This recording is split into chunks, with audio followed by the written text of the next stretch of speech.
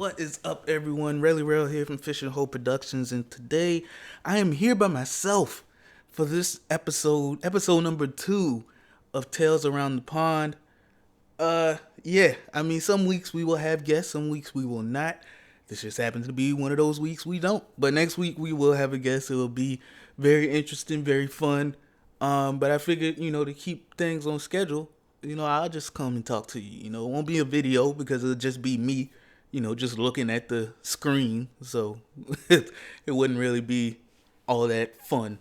But this week, I wanted to, I don't know, I kind of just wanted to talk, about random stuff. Talk about the state of the world right now, the state of this simulation that we are living in right now. It's crazy out here right now. Like it's just, I feel like we're getting closer and closer to anarchy. And just like civilization is breaking down. You got Bezos about to become a trillionaire. And people are riding on social media about that. We got this health pandemic where some states is opening up, some ain't. Some people riding about opening up. Others are dying and afraid to leave the house because of everything. And it's just like, oh, it's so hard to wrap my mind around all this. You read about stuff like this in history books growing up. The Black Plague and the bubonic plague and the Spanish flu and all that type of stuff, and how that thing was like bodying people in the Middle Ages and stuff. When modern medicine wasn't a thing and they was using leeches and all this type of stuff to heal people. But I would have never guessed that type of thing would be going on now, and it would disrupt life as we know it so much. It makes it so you're afraid to even hug somebody.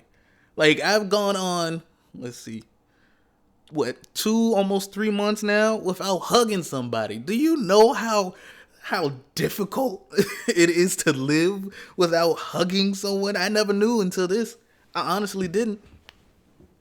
I never considered myself one of those needy people who just needed affection and physical touch and everything. But this has taught me, if anything, that I cannot go an extended amount of time without some type of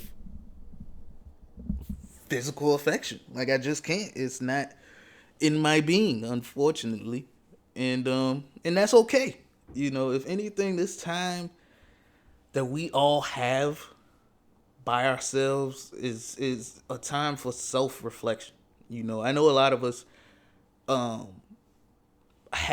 blessed with the opportunity to be quarantined with someone else, whether it be family, roommates, loved ones, significant others, anything like that.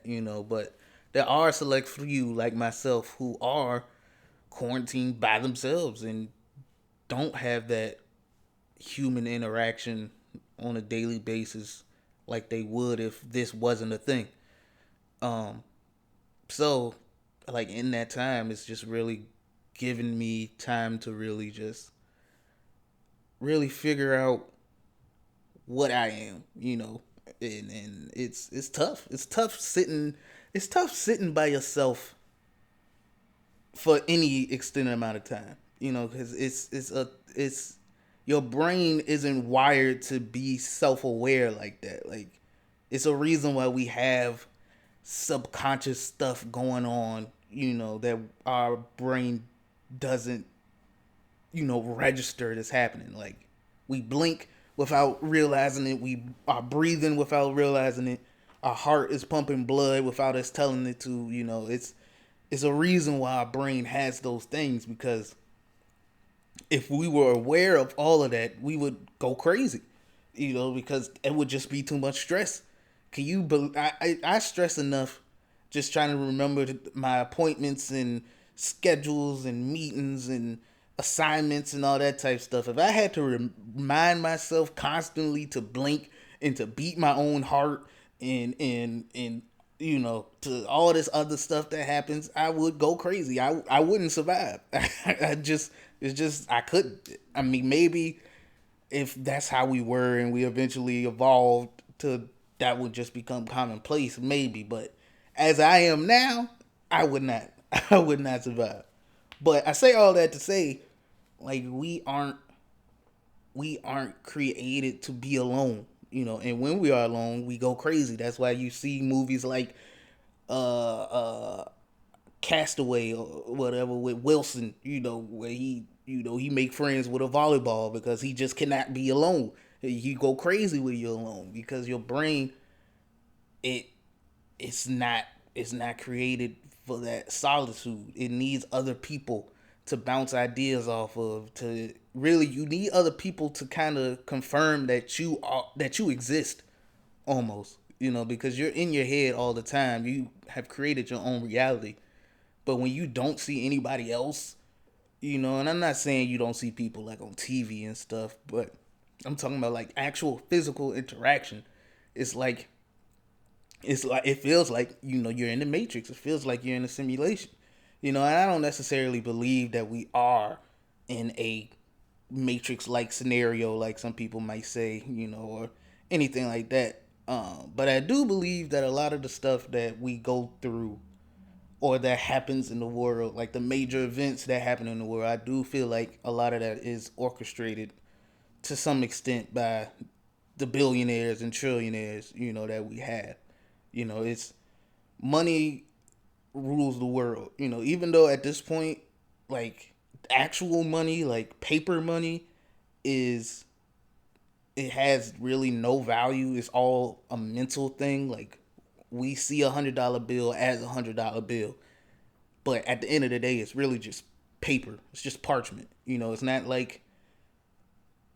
even like gold. And even then, gold isn't anything but a shiny rock. That somebody was like, oh, I like this. Let's put a whole bunch of value on it. Or like a pearl. A pearl ain't nothing but something that come out of what a clam or something. But it looked nice and it's hard to come by. So people say, hey, let's put a whole bunch of value on it. So it's value is all it's created by the masses. And when the masses believe that these things have value, you get the Jeff Bezos of the world. Because just people, he about to be a trillionaire, but it's not like he got a bank with just Scrooge McDuck level of money just chilling in there. That's an accumulation of all of the stuff that he owns and buys, and really that's just like his net worth. Like he couldn't withdraw $1 trillion right now. Like that's if he were to somehow sell everything that he owns, it would accumulate to $1 trillion. But really at that point you can just stop. You could just stop putting a number value to it. Just say that he is upper echelon level of wealthy. That's all you gotta say. Because you putting $1 trillion to it, that means nothing. At that point, once you get to that certain amount of money, it means nothing. Once you reach a billion, money is no longer an object. No billionaire has ever lost their status as billionaire, and they won't, because once you get to that level, you become too big to fail. You enter a level of power that cannot be touched. And I'm sure there's a whole bunch of billionaires and trillionaires that we don't even know about. Like they talking about some he'll be the first trillionaire. No, I seriously doubt that Jeff Bezos would be the first trillionaire. Like, come on now. Like, it's obviously other people who have that type of money. Like for him to be as young as he is and to be the first trillionaire, like, I mean, he's not super young. Like, he's definitely, I think he's like, what, 60, 60, maybe 70 years old or something like that. That's not young, but in the grand scheme of things, to have $1 trillion, to make $1 trillion in only 60 years, like, that's pretty young. Like I'm pretty sure the monarchs over in Great Britain and in the UK or whatever don't have that much money, and they've been kings of territories, kings and queens of territories for centuries. So that's centuries of building wealth. And this dude only took 60, maybe 70 years to make a trillion. Like it just doesn't add up. So that's why I say like these numbers, they just don't matter really. And not to sound not to sound like negative or depressive or anything like that, but really at the end of the day, nothing matters. Like nothing in this superficial world matters, man. Like me and Tisha were kind of touching on this last week in our last episode, but we put so much worry and stress on stuff that has little to no meaning, man. Like if you hop on social media of any form, whether it be Instagram, Twitter, Facebook, look on the news, like it's always somebody somewhere upset about something that does not matter. Like it's just always something like when Dwayne Wade, famous basketball player for those who don't know, a few months ago he came out in support of his daughter, who was born physically his son, came out in support of calling him, and addressing him as a female. And it was so many people on Twitter up in arms saying, "Oh, he's too young to decide that." And then you had people up in arms because the other people were up in arms and saying, "Oh, who are you to say this, that, and the third?" And I'm just like, if you never knew about this, like if he had never came out and said anything, if you had never heard Dwayne Wade, this would not affect you in any way, shape, or form. So why are you letting it affect you now? Like it's somebody else's life. It's somebody else's issues. What they are going through has no bearing on you whatsoever. And I'm not saying we as people can't have opinions and emotions, but it's just, to me, it's just so futile to be upset over the lives of other people. Like it's we go through enough stress daily, whether it be trying to pay bills or trying to figure out what we gonna eat, or all that type of stuff, like actual stuff that matters, actually trying to survive. That worrying about somebody else's life in their decisions about their lives and their families' lives and stuff, like, it's, to me, that's just so unnecessary and so exhausting. Like, just focus on you, man. If everybody just collectively like focused on their own well-being, well, no, I can't say that, because some people will take that and run with it, kind of like what they doing with this corona, where they focusing on, oh, I want my haircut, and because they want their haircut, they are willing to sacrifice the potential lives of the rest of the society that's around them, and that leads to problems. So I guess at the end of the day, it's really no right or wrong answer. It's something. It's just life. It's, I guess that's why people say it's a simulation. Because we all just trying to figure it out. Nobody has the right answer, and there is no right answer. All you can do is try and play it out as many times as we can to try and come up with the perfect life. But I don't think there ever will be an answer to that. It's like, I'm sure Jeff Bezos has his own issues. They definitely, I'm sure I would want to trade my issues with his issues, but there's still issues in his reality. And for me, that's the hardest thing to wrap my head around, is that my reality is completely different than your reality, whoever you are listening to, the other person's reality, to this person. Everybody is living in their own world, in their own universe, really. And so It's crazy to think about, and it causes a lot of anxiety when you realize that your reality can somehow affect another person's reality. And maybe that's why I'm so against getting so worked up about other people's lives and stuff, because a lot of the time those people aren't trying to affect your life. They just trying to live their best lives, and they don't even know you. Like Dwayne Wade don't know none of the people who was upset about his decision um on Twitter, and a lot of people, same thing happened recently with the rapper Boosie. It came out that he hired women, like grown women. I don't know how old they were, but they were definitely adults. He hired them to do sexual acts for his 12-year-old sons. And it's for them to lose their virginity, or gain experience or whatever. And while I don't agree with it at all, I feel like that is very traumatizing and definitely illegal, you know, and stuff like that. I'm not gonna get heated and upset and write a think piece on Twitter about it and then get upset when other people don't agree with me and all that. Like, because it has, at the end of the day, I'm never gonna meet Boosie. I'm never gonna come in contact with Boosie. I'm never gonna come in contact with his children. I'm never even gonna come in contact with the women he hired. Like, it's something that happened, and it's you can't take it back. You can't go back in time and stop it. You can shed light on it and hope it doesn't happen again. But it's people way less famous than Boosie who are letting that happen to, you know, on a daily basis.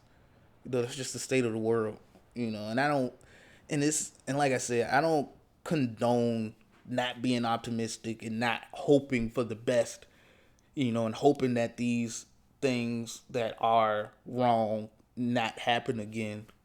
But also, I just I want people to not let it affect their sanity and their happiness. Trying to wish for something that may or may not happen in their lifetime. A lot of the things that we hope and wish for, are not going to happen for our generation. The things that we are building and working towards aren't going to really come to fruition until generations down the line. And that's how a lot of the ancestors, you know, probably felt. A lot of the people who paid the way for minorities or LGBT, or um, even just like going all the way back to the founding of America. Those people. Even them, they had visions and hopes and stuff that didn't come to fruition until way past they were dead. So I don't know. I say all of that to say, like, to me, it's futile to really worry about this stuff that's already happened or could possibly happen in the future. Like, it's way more fruitful to make every moment in your here and now as positive as you can. Take it one day at a time. Because your next day is not promised at all. You see that on the news. People getting gunned down just for jogging. Gunned down just for looking a certain way or saying something. Saying the wrong thing to the wrong person. Or you could be a kid in school and somebody can just come up in the school and start shooting. So you gotta live your life like it's the last every day. Do something that makes you happy every single day, and worry about that day's issues on that day. Don't sit there and get bogged down by what could come, what has happened, and that you couldn't, that you messed up or said the wrong thing or didn't do something. You can't worry about that. You got to learn from it and keep moving forward. That's all you can do. Because anything else is just keep moving it on. That's all you can do. Yeah. uh, yeah, I kind of got on the soapbox there, but I just had to share that, because like I said, I feel like you hear so much. it's there's so much negativity in the world, man. And like, if I could take a little bit of moment out of your day to just spread some positivity, I will. You know, because people need to hear that positiveness. I feel like we hear negative all day, every day, and it's rare that you just stop and listen to some positivity. You know, so like that's one of the reasons why I stopped watching the news a long time ago. Like when I made a conscious decision in like middle school to not watch the news. Like I'll look at headlines like online and stuff, but you will never catch me watching like local news or anything like that. Because I don't know if it was Jay-Z or Kanye who said it first, or maybe even somebody before them. But all you know, someone said, you know, ain't nothing on the news but the blues. You know, and so I stopped watching it because every time you turn on the news, they talking about some natural disaster or some robbery or homicide or something that happened in your neighborhood, or you know some person being wronged, you know, or getting scammed, or some new drug that's sweeping the nation or anything like that. Man, they never talk about oh such and such just had a baby, or you know, you know. I mean, I wouldn't want to know that, but it's never like the ratio from negative to positive stuff is very much skewed to more negative than positive, and I don't want it. You know, I have enough negative thoughts by myself anyway. You know, like why would I want to keep continuously feeding that to my spirit? You know, and so I'm trying to give y'all as much positivity as I can. You know, um, and so with that in mind, I'm gonna now just share a few positive things that have uh that have happened around me. You know, maybe not necessarily that have happened to me, but have happened around me. You know, so first off, shout out to my brother, older brother. He just graduated his program, respiratory program. They got him starting as soon as next week. You know, brand new job. You know, whole new pay range, all that type stuff. Doing big things. He set his mind to something. Got in, knocked it out, made Dean's List, honor roll, all that, killed it. You know, he living his best life. You know, he married to my sister in law, who is a vital member of the family. You know, he got the crib. He got my nephew now, who is smart as I don't know what. Amazing gift from God. You know, they got the dog Lucy, who is also shout out Lucy, shout out Lucy. You know, but they living life, you know, and he's still doing his thing. You know, he find time for family, find time for friends, find time to do stuff that he enjoy, you know, so he got positivity, you know, and then you got, you know, my mom and my grandma, you know, they doing their thing. My mom has been able to work from home, which is big for her, you know, because of her stuff and her everything that's that's going on for her. And you know, I want her to be safe, you know, during all this. And she was finally able to get that stuff to let her work remotely from home and all that. So that's positive, you know. What's something else positive that's been going on? Weather been nice, you know. You know, I know a lot of people can't really enjoy the weather like they won't maybe go to the beach. I know it's about to be summertime and all that type of stuff, but you can at least sit outside. You know, it's not freezing cold, it's not raining, you know, and stuff. So you can at least sit outside, you know, take a little walk around the block, you know, and enjoy that. You know, stuff.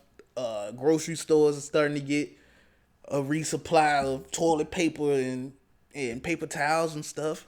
That's positive. You know, I know a lot of people was fighting for that stuff a month ago, but now we finally back at it. You know, doing that stuff. What else? What's another thing that's positive?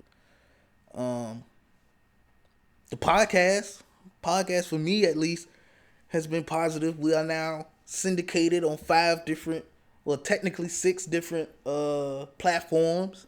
You know, shout out to Anchor again. I know y'all done already heard my plug for Anchor, but shout out to Anchor for making it possible to even be syndicated. You know, we on Spotify, we on Google Podcasts, YouTube, Anchor, of course.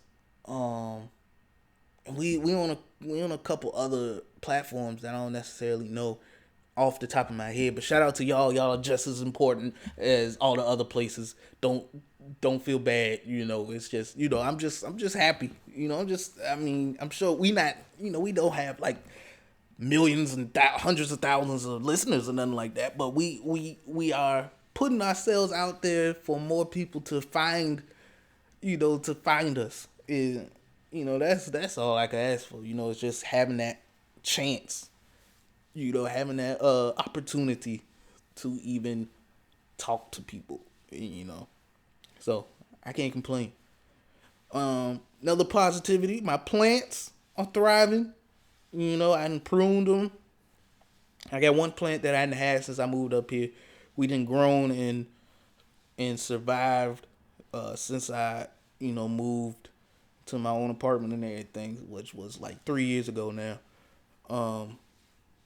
And so he's doing good. I recently got a bonsai tree that was starting to die off, but I somehow rejuvenated it, and so now it's back to living its life and being good and thriving. Leaves is green, leaves stop falling off. So that's good. You know, that's good. What else? Um, I got a care package. I got a care package from my grandma and my mom, and them sent me some more migraine medication. Also, I for those people who are listening and do not suffer from migraines, but still decided to buy up all of the migraine medication from your local pharmacies and grocery stores and everything, why? Just why? Stop buying them, please. Just stop. It's like, you don't suffer from migraines. You don't need the migraine medication. I know you. I know you got worried when you heard about all this corona stuff, and you didn't want to, you know, you wanted to just stock up on everything that you can.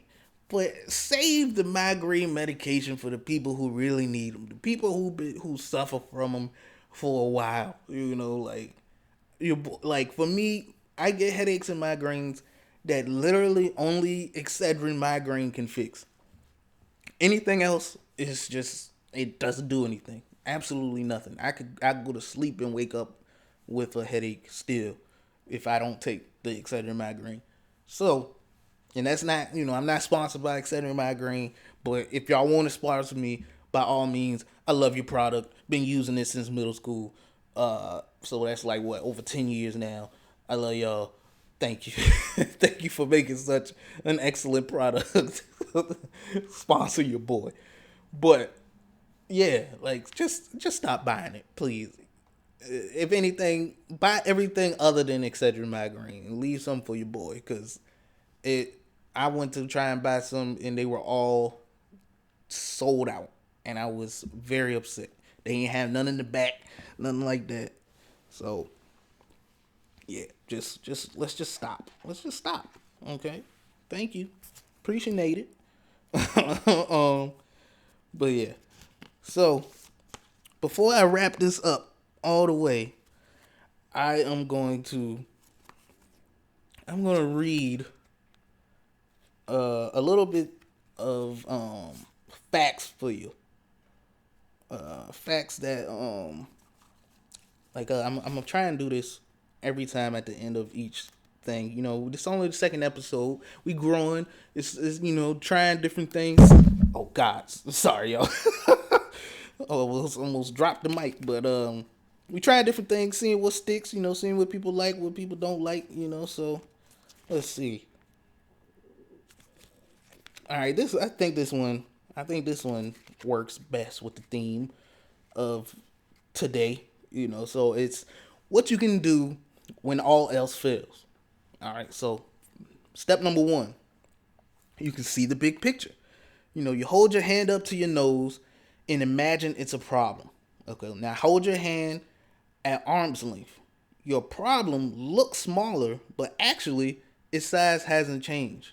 You simply see a problem in its proper perspective. You know, So your hand is the problem. If you have it all the way in your face, it looks huge. It's like, oh my gosh, it's insurmountable. It's taking up my whole face.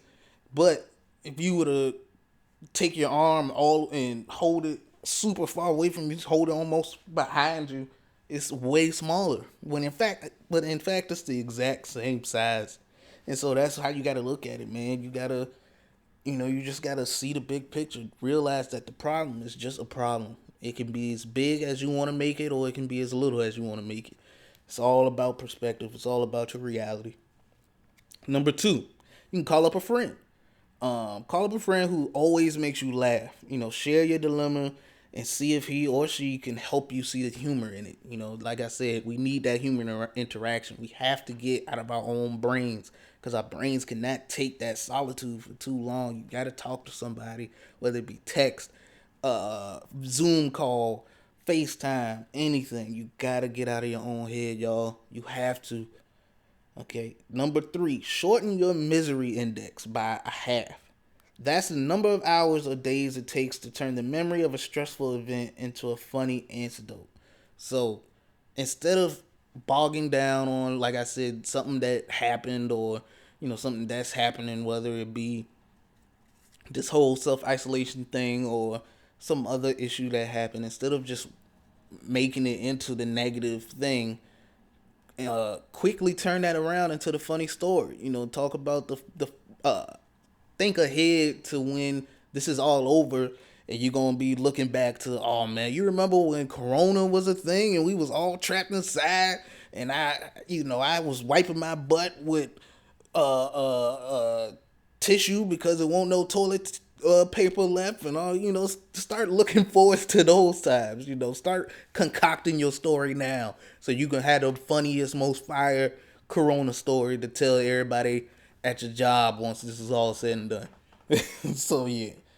And then number four, fake it until you make it. Pretend you're happy even when you're not.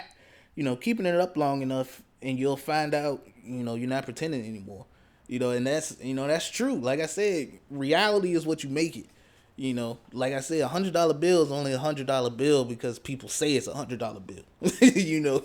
Like if everybody one day just woke up and said that pancake syrup was the same, had the same value as $100 bill, then that's what it would be. No matter what I would say or what you would say, if everybody agreed that syrup had the same monetary value as money, like paper money, then that's what it would be. We would start trading things by gallons of syrup or, little buckets of syrup or whatever.